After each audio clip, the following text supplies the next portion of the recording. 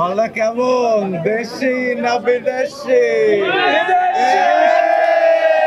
খুবই বিউটিফুল এত সুন্দর সুন্দর সব ভালো ভালো আর্টিস্ট আর রাফির সেট লাইট সবকিছু মিলায় এটা খুবই এন্টারটেইনিং ছিল এবং আমরা খুবই ফান ফুর্তির মধ্যে এই কাজটা করেছি। আমার ধারণা যে দর্শক খুবই আরাম করে এটা উপভোগ করবে এবং বঙ্গকে আবারও ধন্যবাদ যে আসলে নতুন বছরে এই রকম এতগুলো শিল্পী এবং রাফির এই অ্যারেঞ্জমেন্টের মধ্যে এইরকম একটা সিরিজ দিয়ে আসছে।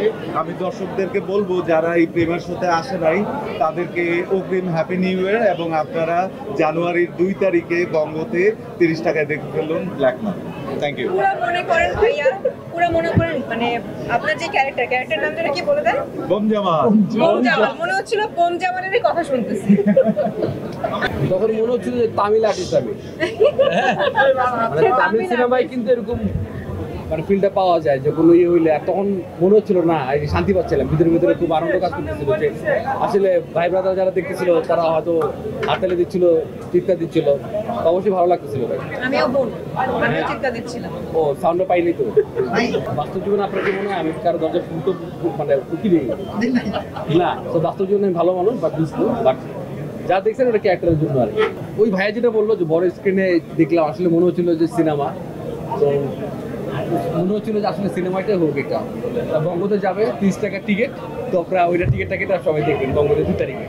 এই তো, আর সবাইকে নতুন বছর শুনেছে। ভালো ওয়েব সিরিজ যেভাবে হচ্ছে এখন বাংলাদেশে, নতুন প্রেজেন্টেশন, নতুন চিন্তা, সেদিক দিয়ে খুবই ভালো হয়েছে। আমার কাছে তো ভালো লেগেছে। আর স্পেশালি রাহেন রাফির কাজ, এটা বলার অপেক্ষা রাখে না। সে যতগুলো প্রোডাকশন করেছে প্রত্যেকটা সুপার ডুপার হিট এবং এই কন্টেম্পোরারি ইস্যু নিয়ে আপনারা রিলেট করতে পারবেন। আর গলায় জোরটাই ঠান্ডা লাগছে। রাহেন রাফি অলওয়েজ কন্টেম্পোরারি ইস্যু নিয়ে তার ফিল্ম তৈরি করে, এবারও সেটার ব্যতিক্রম না। এবং আমি শিওর যে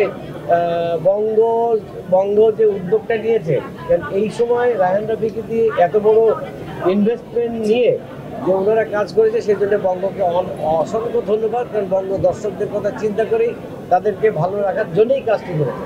সো বঙ্গকে ধন্যবাদ, রাহেন রাফিকে ধন্যবাদ, আমাকে এবং আমাদেরকে যারা কাস্ট করেছে তাদেরকে অনেক ধন্যবাদ।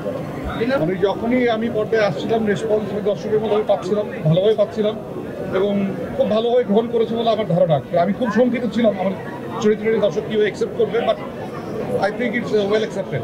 আমি একজন দর্শক হিসেবে আপনাদেরকে বলবো, আমি মাত্র দেখে বেরোলাম, আমি সুপারভাবে এন্টারটেইনড এটা দেখে। আই গেস আপনারাও এন্টারটেইনড হবেন। 2 তারিখ আসছে বঙ্গতে ব্ল্যাক মানি, আপনারা মাত্র 30 টাকায় দেখতে পাবেন। রাফির কাজ আমি এমনিতে এনজয় করি, আর ক্যারেক্টার যদি সাকসেসফুল হয়ে থাকে all credit goes to my director Raihan Rafi. ওই সাহস করে আমাকে করিয়েছে।